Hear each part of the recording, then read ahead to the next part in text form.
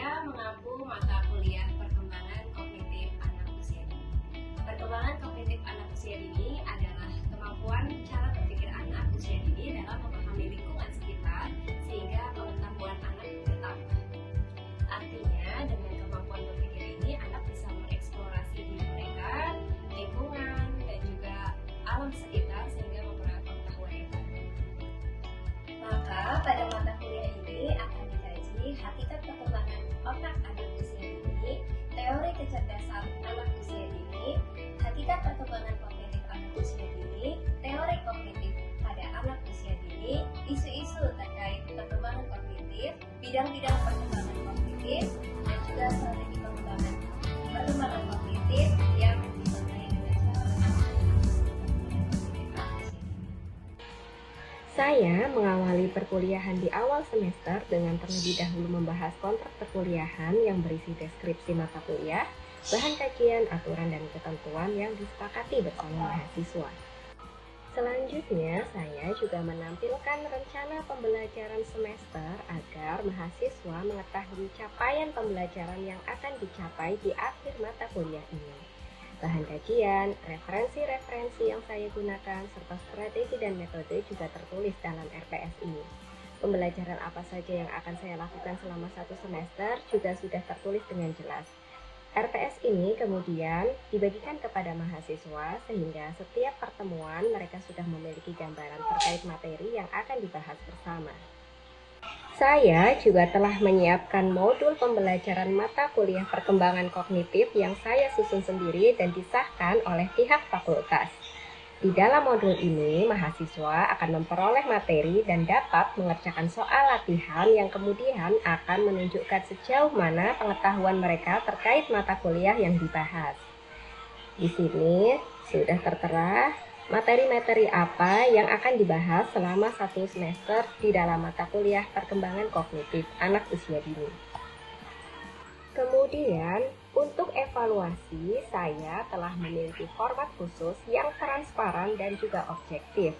Di sini, setiap mahasiswa akan dinilai berdasarkan komponen-komponen yang memiliki bobotnya masing-masing.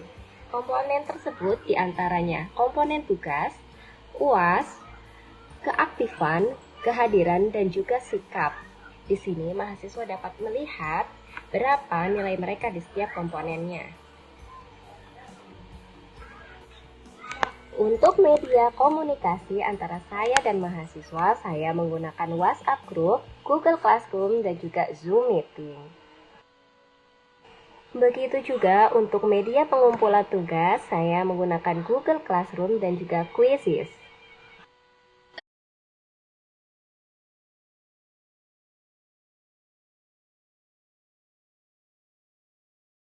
Assalamualaikum warahmatullahi wabarakatuh.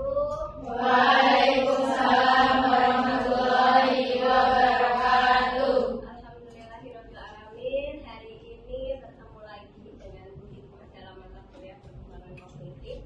Sebelum kita mulai, kita awali dengan berdoa untuk agama dan kebersihan masing-masing. Berdoa dimulai.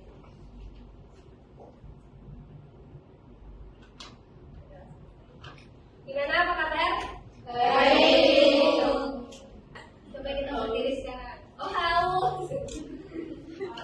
Putar-putar, putar-putar,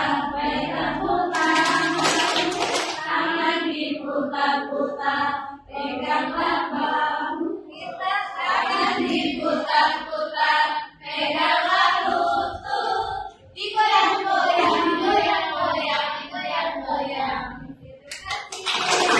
Baik teman-teman, sebelum kita melanjutkan perkuliahan kita bahas dulu rencana perkuliahan atau pembelajaran semester kita. Kita ingat lagi bahwa mata kuliah ini ada 5 CPL prodi yang harus kita capai nanti di akhir perkuliahan. Yang pertama, teman-teman nanti diharapkan bisa berinovasi, berdaya, berkreasi, bekerja sama, berani mengambil resiko, dan berdasarkan tindakan dan usaha pada nilai-nilai kehidupan. Kemudian bersikap kritis ya terhadap informasi, permasalahan, serta perkembangan ilmu pengetahuan dan teknologi, menguasai perkembangan dan belajar anak usia dini. mampu menyusun perencanaan dan melaksanakan pembelajaran melalui kegiatan bermain sesuai dengan perkembangan anak, serta mampu merencanakan, melaksanakan, menganalisis dan melakukan inovasi pembelajaran pada bidang PAUD. Ya, teman-teman, kita ingat kembali ya, kita akan belajar apa saja ya pada mata kuliah ini. Kita kemarin sudah mempelajari hakikat perkembangan otak anak usia dini, kemudian teori kecerdasan, hakikat perkembangan kognitif, dan hari ini kita akan membahas teori perkembangan kognitif. Gitu ya, besok pertemuan-pertemuan selanjutnya kita akan lanjutkan bahan kajian ini sampai pada asesmen.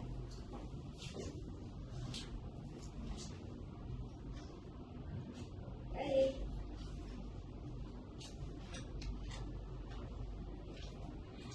Ya, teman-teman, ini untuk rencananya pada bahasan kajian teori perkembangan kognitif. Yang pertama nanti akan mengenal perkembangan kognitif, menganalisis bidang perkembangan kognitif, dan menganalisis teori perkembangan kognitif.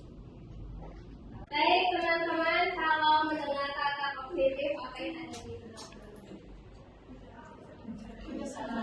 Kecerdasan, proses berpikir, otak, apalagi pengetahuan ya, dan semuanya.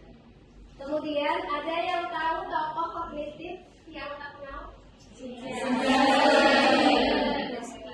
Vygotsky, ada lagi? Oh, ada Peter.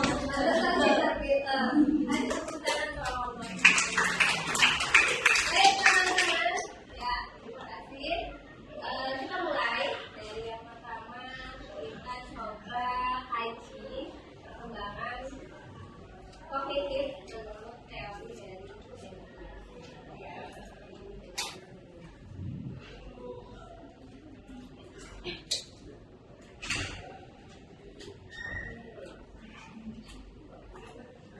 biasa membagi tahapan perkembangan kognitif anak usia dini itu menjadi berapa tahap? 4 tahap. Tahap apa saja? Sensori, motor, operasional konkret, operasional formal. Lihat di depan ada usia-usianya. Jadi kalau masa bayi, dia masuk tahap apa?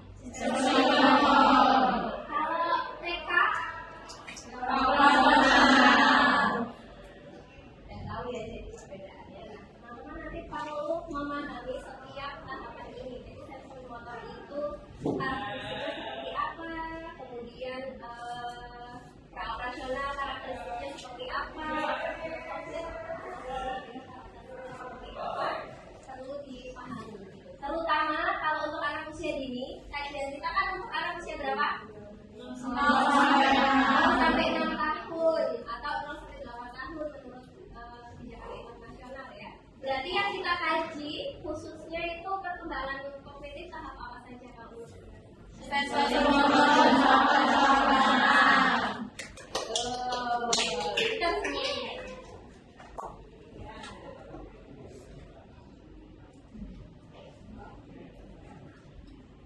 Jadi teman-teman ini saya agak lompat ke perkembangan kognitif masa operasional. Jadi di sini teman-teman ada 1, 2, 3, 4, 5 karakteristik yang masuk ke dalam tahapan operasional. Jadi kalau teman-teman lihat anak-anak usia 2 sampai 7 tahun, itu ya karakteristiknya seperti ini. Yang pertama, pemikirannya intuitif. Apa itu? Biasa percaya anak-anak mulai menyusun penjelasan logis, tapi masih lebih dipengaruhi oleh apa yang mereka rasakan. Mereka mulai bisa pakai logika mereka, tapi masih ya sekedar yang mereka rasakan aja. Belum logikanya orang dewasa ya yang sudah matang.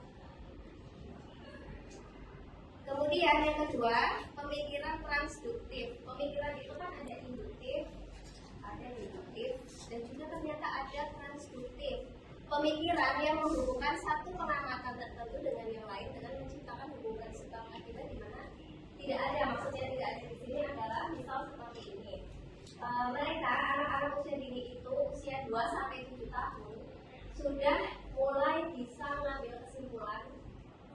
kesimpulannya itu masih menurut mereka, suka mereka.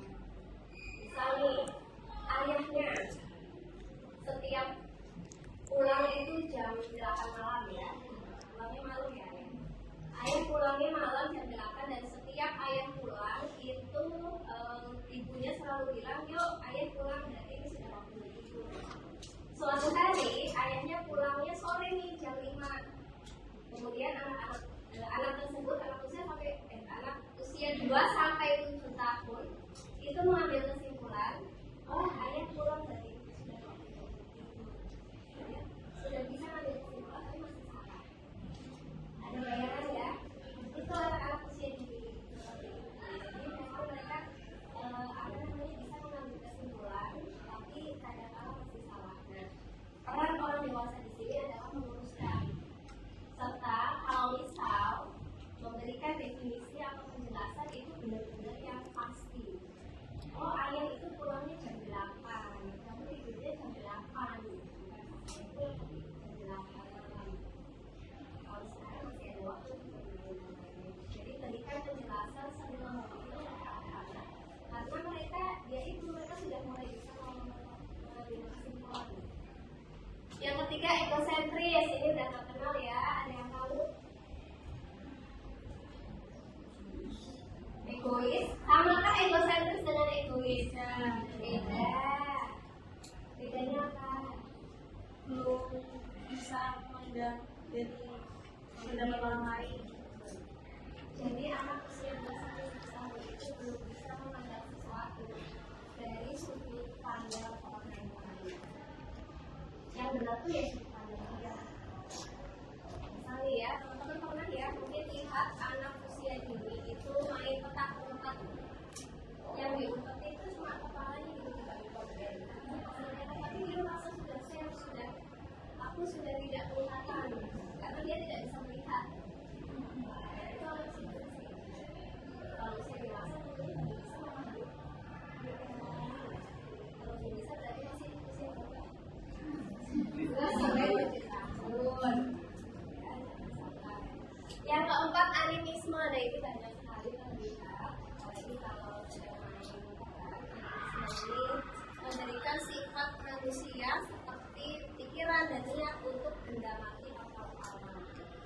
Misalnya bonekanya, wah bonekaku ketinggalan, dia pasti sedih. Sedih itu sifat manusia. Boneka bisa sedih? Tidak. Masih ada yang menganggap boneka sakit gitu. Boneka ditusuk nanti bisa sakit ya. Berarti masih ada di sini. Yang kelima adalah lack of conservation. Konservasi ini maksudnya pemahaman bahwa kuantitas dasar sesuatu tetap sama terlepas dari perubahan penampilan.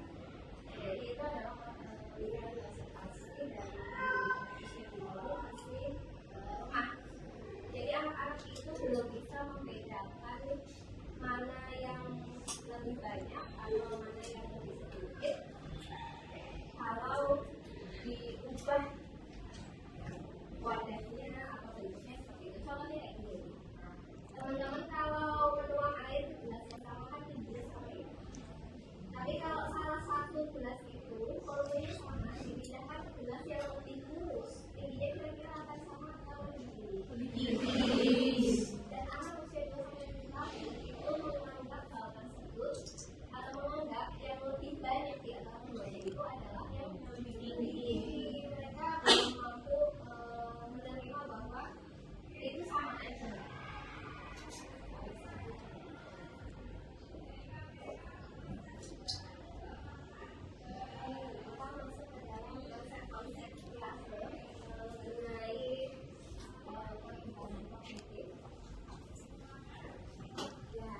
Yang kedua ada teori perkembangan kognitif dari Lev Semionovich Vygotsky. Ya, ini juga tidak kalah terkenal. Hari ini kita bahas. Baik. Menurut Vygotsky, teorinya itu juga biasa dia sebut teori sosiokultural. Ya, sosiokultural. Karena memang Vygotsky ini menganggap anak manusia ini bagian dari lingkungan sosial. Teori Vygotsky difokuskan pada bagaimana perkembangan kognitif anak dapat dibantu melalui interaksi sosial. Jadi menurut Vygotsky, anak-anak akan berkembang kognitifnya kalau ada banyak interaksi. Jadi kalau anak-anak tidak diajak interaksi, kira-kira berkembang nggak kognitifnya? Tidak. Karena memang interaksi itu nanti yang menurut Vygotsky itu interaksilah yang memancing salah-salah otak anak itu untuk berkembang. Anak-anak dapat membangun pengetahuannya dari belajar melalui orang dewasa dulu dan tidak semata-mata dari benda atau objek. Ya. Bermain merupakan cara sosial untuk memperoleh pengalaman. Nah, jadi teman-teman, di sini Vygotsky menggarisbawahi bahwa perkembangan kognitif anak usia dini itu betul-betul bisa berkembang jika ada interaksi sosial. Di sini yang ditekankan oleh Vygotsky. Ada beberapa konsep-konsep perkembangan kognitif gitu ya menurut Vygotsky. Yang pertama ada zone of proximal development, kemudian scaffolding, yang terakhir bahasa dan pemikiran. Kita coba bahas satu-satu. Nah, DVD ini terkenal sekali teman-teman. Sebagai nanti pendidik PAUD, teman-teman harus tahu konsep DVD karena itu akan menentukan bagaimana nanti kualitas pembelajaran yang teman-teman akan berikan kepada anak-anak. DVD ini adalah zona di mana anak merasa kesulitan mengerjakan suatu tugas. Ya, anak merasa kesulitan mengerjakan suatu tugas sendirian, namun bisa melakukannya dengan bantuan orang dewasa. Gitu. Jadi zona di garis itu antara bisa dan nggak bisa. Gitu. Bisa tapi dengan dibantu. Ini dia. Ini ada apanya ya? Semacam ya gambarannya ya. Teori dari zone of proximal development. Nah, di yang warna biru ini adalah zona di mana anak-anak itu bisa melakukan tugasnya sendiri secara mandiri tanpa bantuan orang yang dewasa. Kemudian yang warna hitam ini bagian atau zona di mana anak-anak tidak bisa melakukannya. Nah, warna hijau ini adalah bagian di mana anak-anak bisa melakukan sesuatu dengan bantuan. Di sinilah DVD zone of proximal development. Jadi teman-teman kalau mau memberikan tugas atau kegiatan gitu ya kalau di anak usia dini itu wajib yang di sini, yang di tengah gitu ya, atau atau yang di sini lah di antara sini. Kira-kira kalau diberikan yang zona yang hitam yang tidak bisa dilakukan akan bagaimana anak-anak? Stres, apalagi frustasi ya, tidak mau melakukan. Kemudian kalau kegiatannya terlalu mudah, bosan.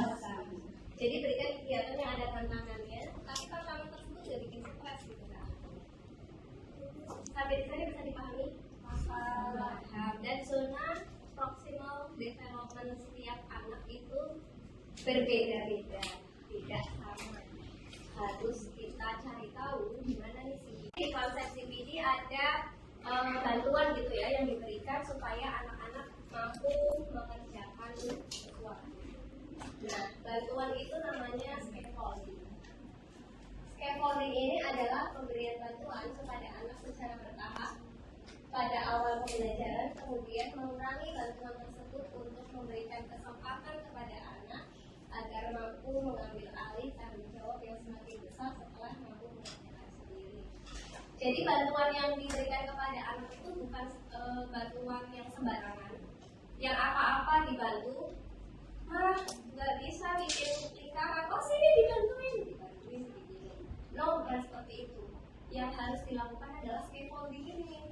Bantuan, tapi bertahap dan memungkinkan untuk dilepas gitu bantuan itu sehingga anak bisa mandiri. Scaffolding itu sebetulnya ya bagian dari konstruksi bangunan ya. Ini namanya scaffolding nih kalau di bangunan. Ya memang begitulah konsepnya. Jadi scaffolding ini penopang gitu ya, penopang yang kalau bangunannya sudah kuat tetap ada di situ atau diambil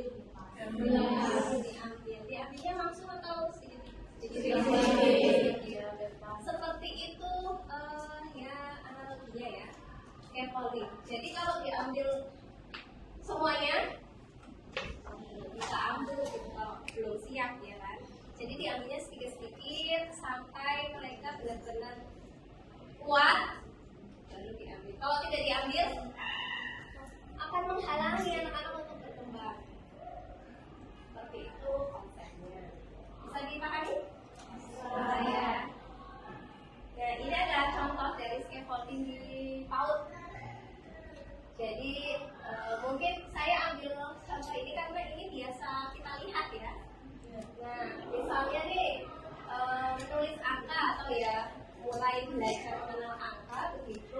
Ini ada angka 2, di sini ada titik-titik. Ini kan titik-titik bantuan. Kemudian di sini sudah tidak ada titik-titik lagi. Jadi dibantu dulu. Kalau bisa kesininya minggu depan ya nggak apa-apa. Yang penting bantuannya bertahap. Tidak perlu satu hari langsung bisa ini ya. Kemudian ada bapak-bapak sama anaknya membantu menalikan sepatu. Itu kan bukan yang benar-benar bapaknya yang menalikan, tapi bapaknya ngasih tahu gimana masukinnya kemana. Oke teman-teman, sampai sini ada yang mau ditanyakan? Boleh, Roman, gimana? Tadi terkait dari kognitif itu kira-kira penerapannya di kelas itu bagaimana ya? Di kelas TK? Di lembaga PAUD-nya ya? Oke, pertanyaannya bagus karena ini memang harus kita ketahui bersama-sama ya. Misalnya teori kognitif biasa. Tadi TK misalnya ya. TK usia berapa? TK, ayo.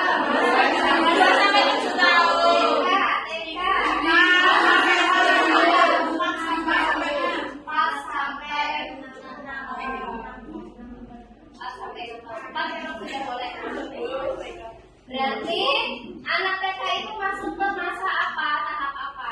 Praoperasional.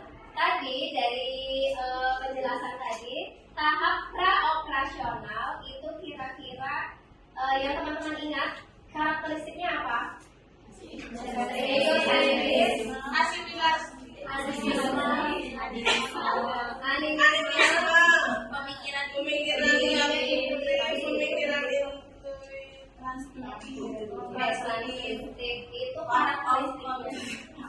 Nah, jadi teman-teman penerapannya itu teman-teman sebagai nanti guru PAUD atau guru TK nanti ya, baik itu mau guru TK atau guru kelompok bermain, teman-teman harus pahami dulu karakteristik anak usia praoperasional.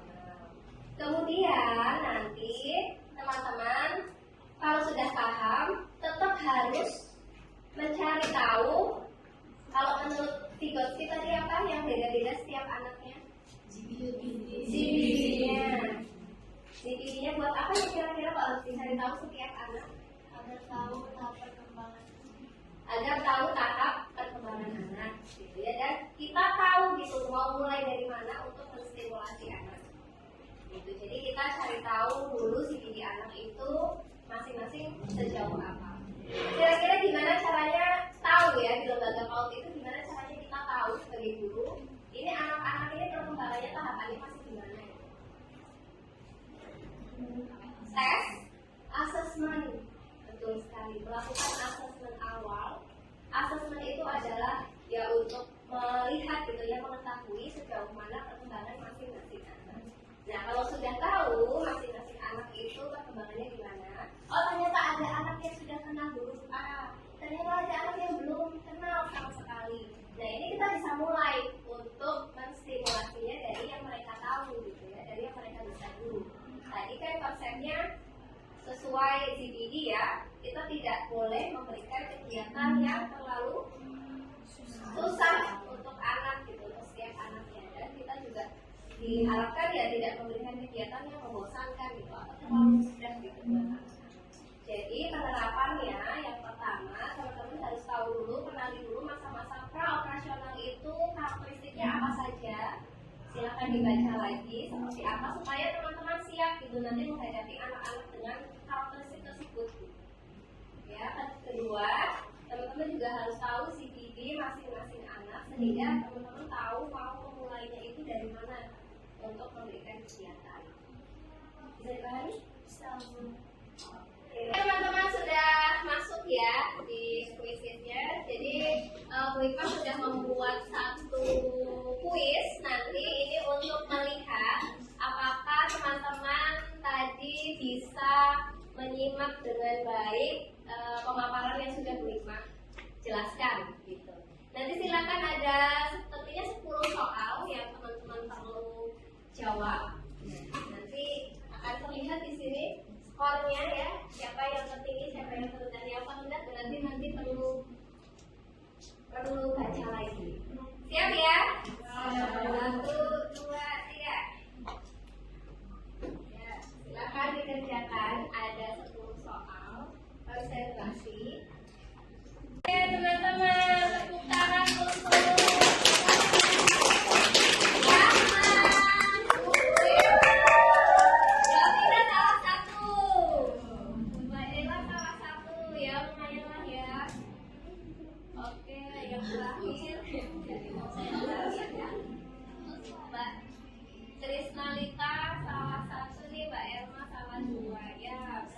Kak Rahman dan Mbak Mela. Kita kasih tepuk tangan.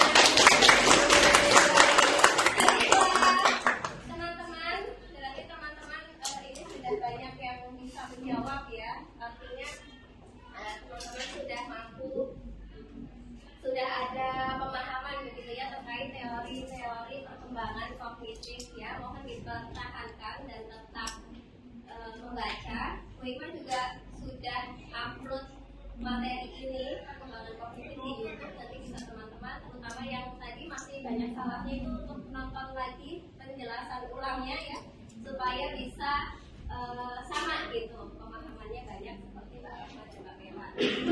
Itu saja teman-teman yang bisa Bu Hikmah sampaikan hari ini. Sebelum Bu Hikmah tutup, ada yang mau bertanya? Tidak ada? Tidak apa-apa. Kita bertemu lagi insya Allah minggu depan dengan pembahasan kedua teori yang tadi belum terbahas, yaitu teori kognitif dari Jerome Bruner dan juga David Altshuler ya. Jadi siap-siap teman-teman, boleh baca-baca dulu terkait kedua tokoh tersebut. Jadi besok ketika kita sudah mulai membahas kedua teori itu, teman-teman sudah punya bahan untuk diskusi dan bisa menjawab pertanyaan, bisa menang quiz lagi ya, barangkali nanti ada quiz. Itu saja yang Bu Hikmah bisa sampaikan, kurang lebihnya